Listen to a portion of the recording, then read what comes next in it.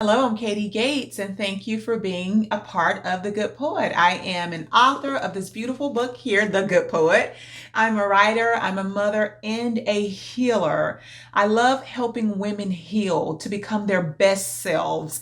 Women that suffers from trauma, past abuse, any type of self-esteem issues. I absolutely love coming together with you all and helping you heal. Today, I want to discuss something that I call the full story. The full story. I call it the full story because each of us, we have a life. Our life becomes our own story. Often we look at other people and we see the outside of their lives and we start to think, well, they're happy, they do this, they go there, they have these things and they're always smiling, they're always bubbly. What is it about them that makes them so fortunate and I'm less fortunate? My life isn't like that. I want to tell you today that every full story has felt emptiness. Every full story that we can visually see and feel, touch, and hear, every full story has felt emptiness and survived. Because we can't get to a full life or a full story without going through the rain, the storm. That's how we grow. That's how we strengthen. So the people that we see that are happy and, we pray that they are truly happy, but those people that we see and we look at and we're like, man, what makes them so happy? How do they have it all together? And here I am over here falling apart. And it's a repetitive cycle. One day you think you're good. One day you feel good. You get up, you're ready to take on the day. And the next day you're like, man, why am I even here? Why do I even try? What is my life about? I feel unwanted. I feel like, everything is falling apart. What is my life truly about?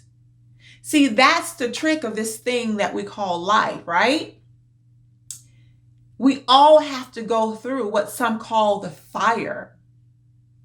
But I was reminded yesterday by a beautiful soul that God's rain also fortifies us.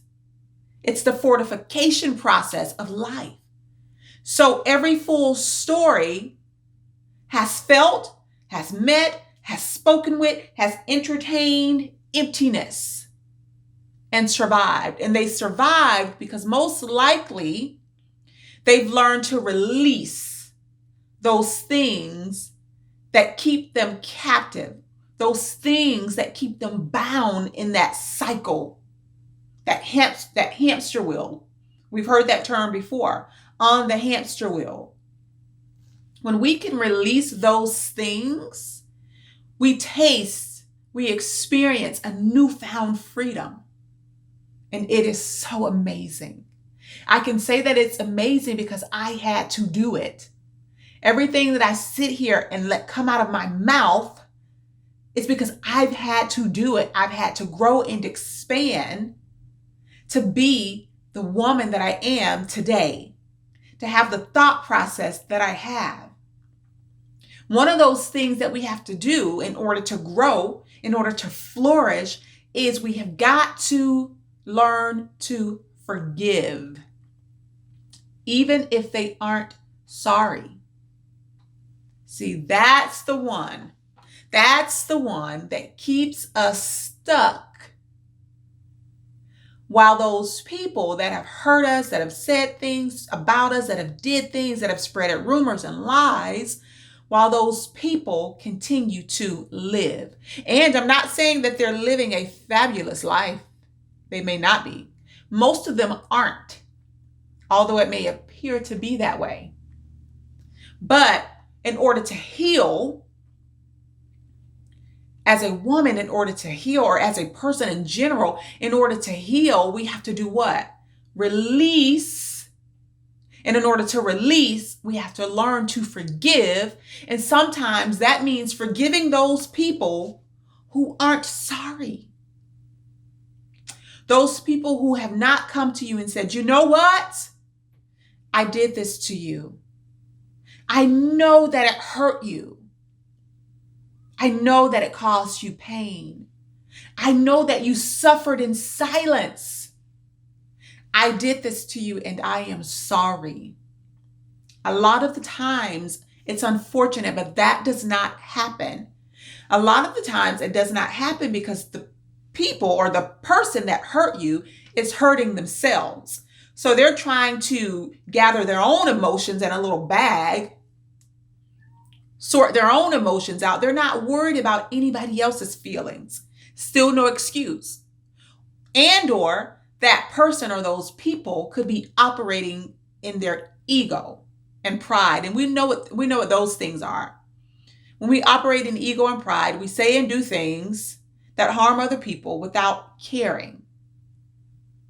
And that's not a good way to be. So in order to write your own full story, you have to learn to release. And in order to release, to truly release and find freedom, you have got to learn to walk in forgiveness.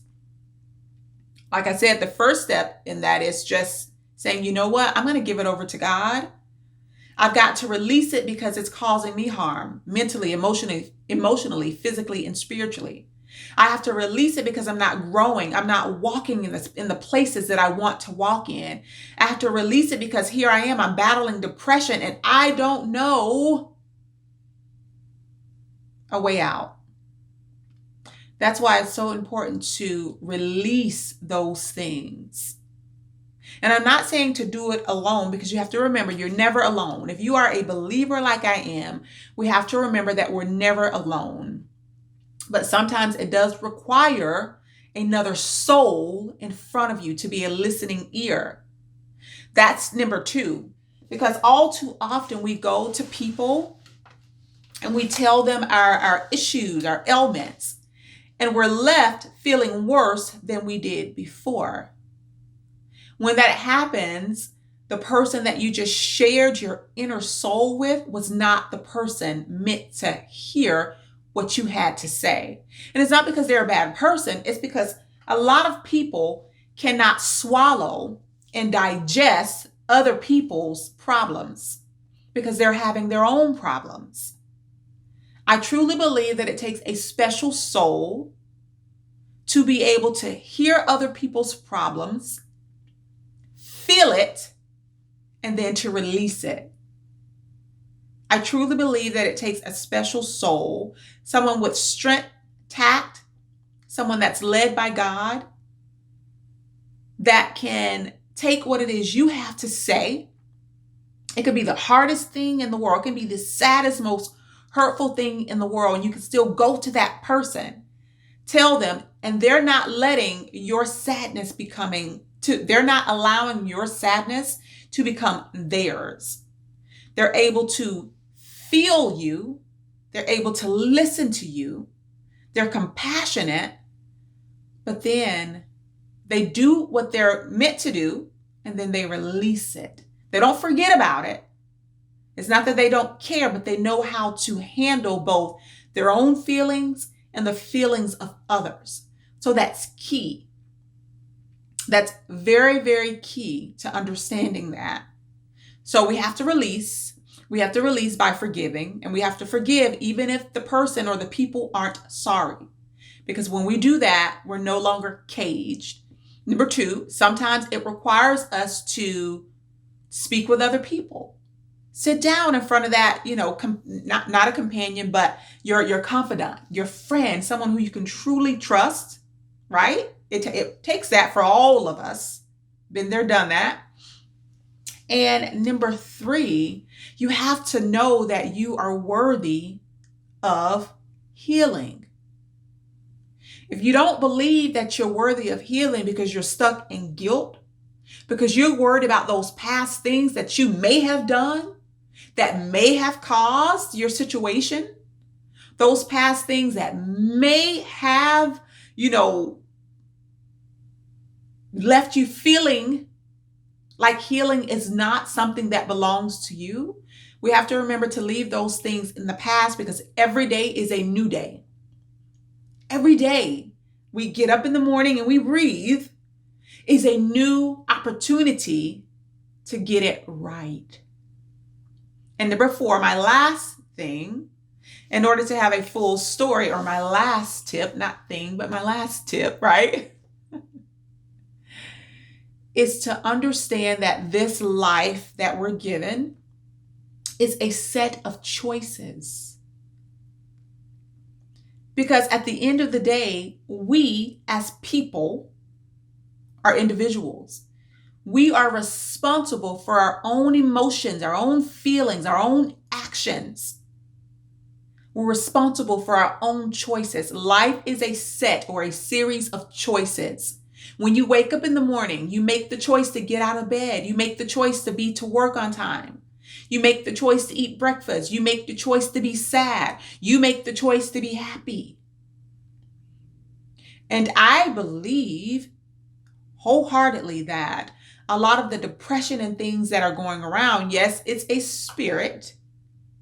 It's a spirit, but I also believe that we make the choice when we get up and we start our day, when sadness comes over us, because it comes over us like a blanket of black, like a blanket of black. One moment you're bubbly, you're happy, and the next moment you're sallow, you're sad. I only know because I've been there. I felt it. That's how I know.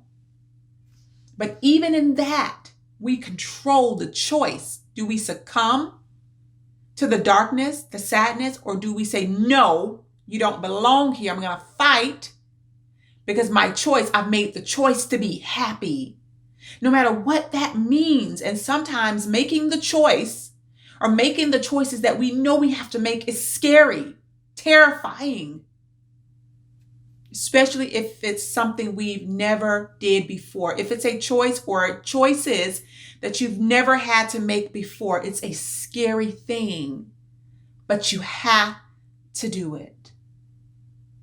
And that's where courage comes into play. So everybody that you look at and you think, well, man, their story is full. How is that possible? And here I am doing this and doing that, and yet I feel so hollow.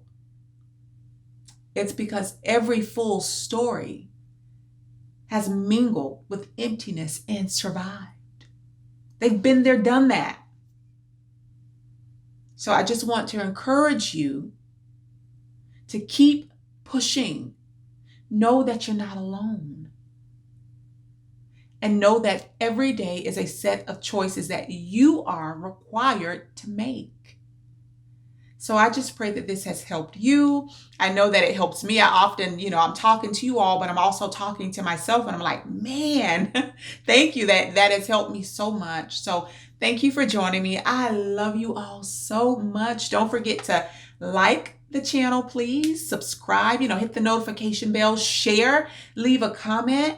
I love you all so, so much, and I will see you next Wednesday, because I upload every Wednesday, not at a specific time, but every Wednesday. So just keep an eye out for the videos. So I love you so much. Thank you for joining me. Have a blessed and beautiful day. Bye.